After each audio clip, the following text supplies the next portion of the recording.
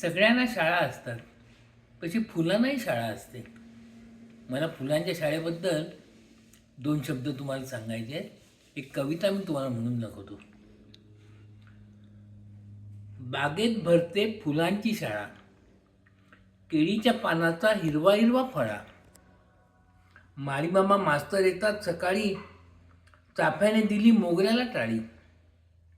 उशिरा वर्गात येतं गुलाब, शेवंतीची दांडी तिला झाले जुलाब.